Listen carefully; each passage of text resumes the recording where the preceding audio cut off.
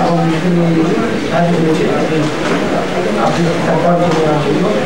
পরে এই বিষয়টি আমরা আলোচনা করে এইভাবেই সভায় এবং প্রচারাবলী করেছেন আমার একটি কাব্যগ্রন্থ থেকে। তো এটা হচ্ছে আমার কবিতা এবং আবৃত্তির সাথে সম্পৃক্ত হওয়ার বিষয়। আর আমার জন্য কিছু বলার নেই, আবারও সবাইকে শ্রদ্ধা জানিয়ে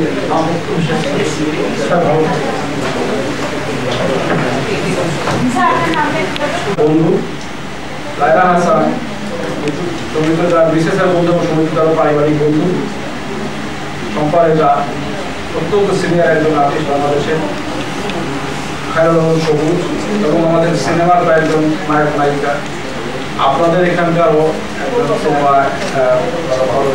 পায়েল মুখার্জি, তারপরে মোমো, এখানে আছেন আমাদের আকাশ, মনিকা, আবার অভিনয় করছে।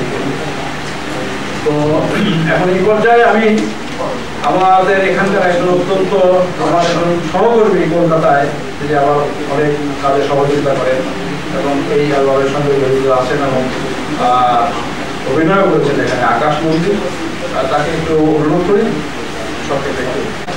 আমরা এখানে যে কারণে সমবেত হয়েছি, কারণ এবারে যিনি সেটা করেছেন 20খানি কবিতা নিয়ে একটা অ্যালবাম করেছেন, যেটা হলো অসাস মোমো হিসেবে পরিচিত। তিনি মেগা সিরিয়ালের খুব ব্যস্ত অভিনেতা, তিনি করেছেন, তিনিও আর শুটিং এর কারণে আসতে পারে। তাই এরকম অনেক ধরনের কাজ করব। হ্যাঁ, আপনারা সবাই আমাদেরকে সহযোগিতা করবেন।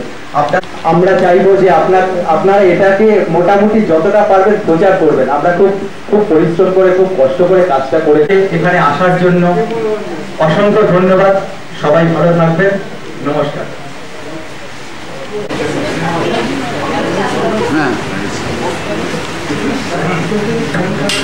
তখন আমি ব্যক্তিগতভাবে তারাপীঠে আছি, মধুমিতাদিও আছেন, জানেন সেটা উপার বাংলার সঙ্গে যখন কাজ করতে হয় তখন সেটা একটা আনন্দটা অন্য ধারায় চলে যায়।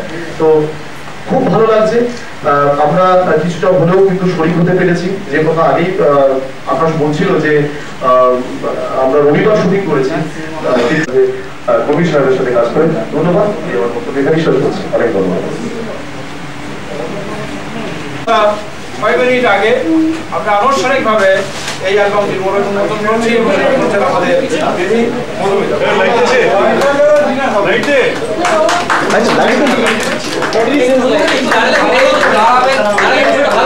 দাঁড়াবে একবার বসে বলে নি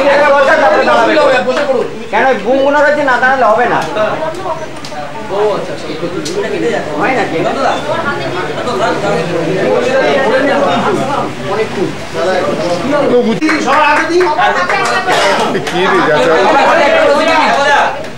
হবে না, যা করে পড়াচ্ছি দাঁড়ো না, কিন্তু তোমাদের এটা হয়েছে, তোমাদের দরকার বসে নামটা শুনে সবাই নিশ্চয়ই হাসি পাবে। আমরা মনে করবো বেশ একটা